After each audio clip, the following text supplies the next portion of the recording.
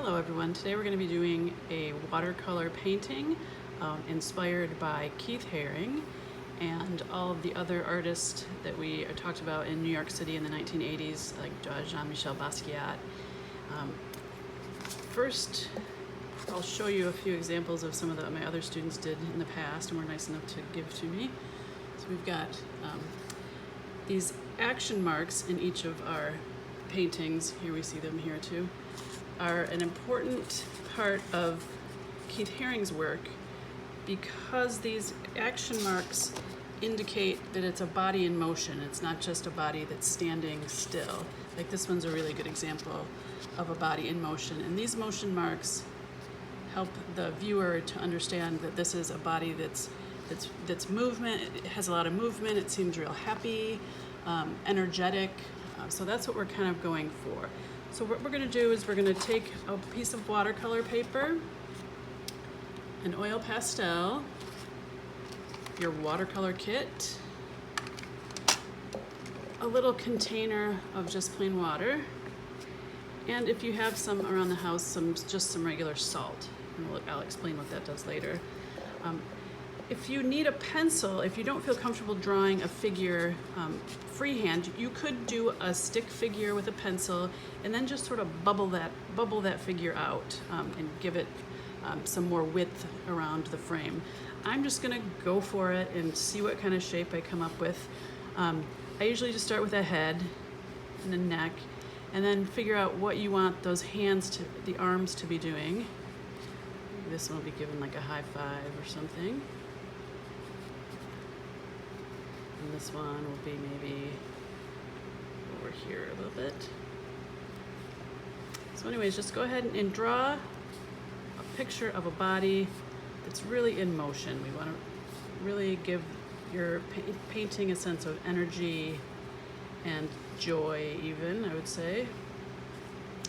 I hope that before you started this project, I hope you had a chance to look at the Jamboard of Keith Haring and the artists of New York City in the 1980s.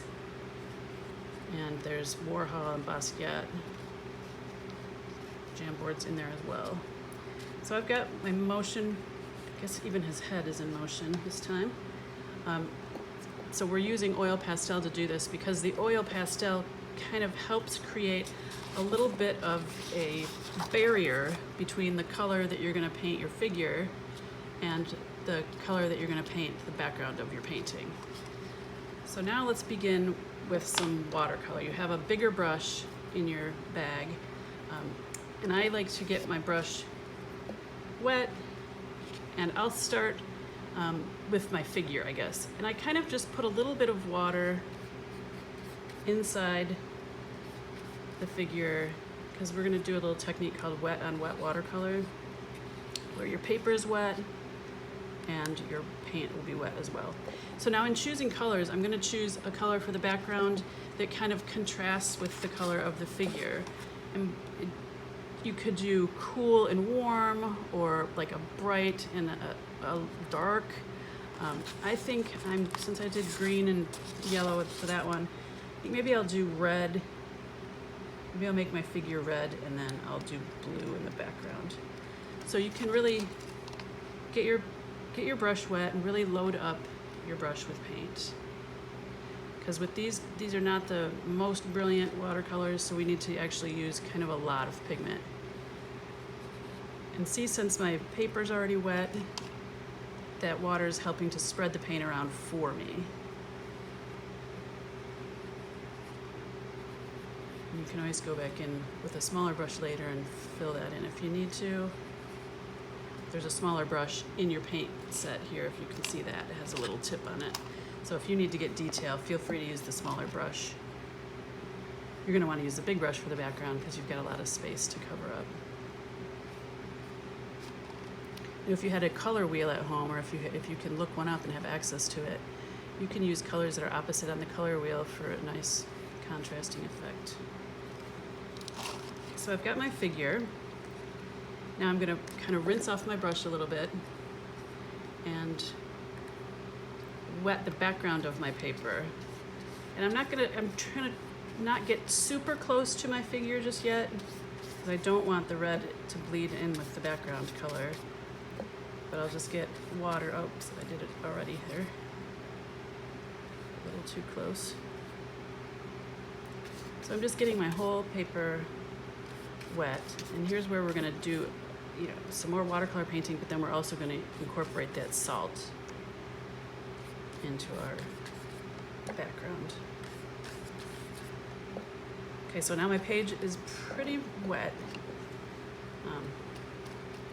And I'm gonna really load up my brush with, I guess I'm just gonna do blue. On this other painting I did of green that sort of faded into blue. Maybe this one just, see how that water is really helping to spread that pigment and the color across your paper. You're not having to do as much work that way. The water's doing the work for you. So you get the idea. I'm gonna, to save time, I'm not gonna finish the background of this painting just now. I'm gonna show you the salt technique.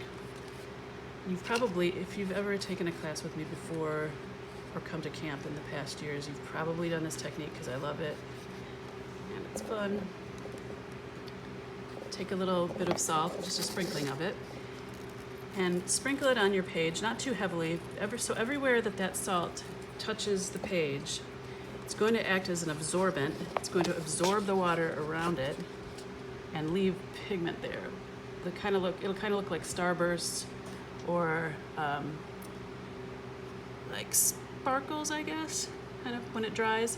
So now you can go ahead and let your page dry and send me a picture of your creation. See you later.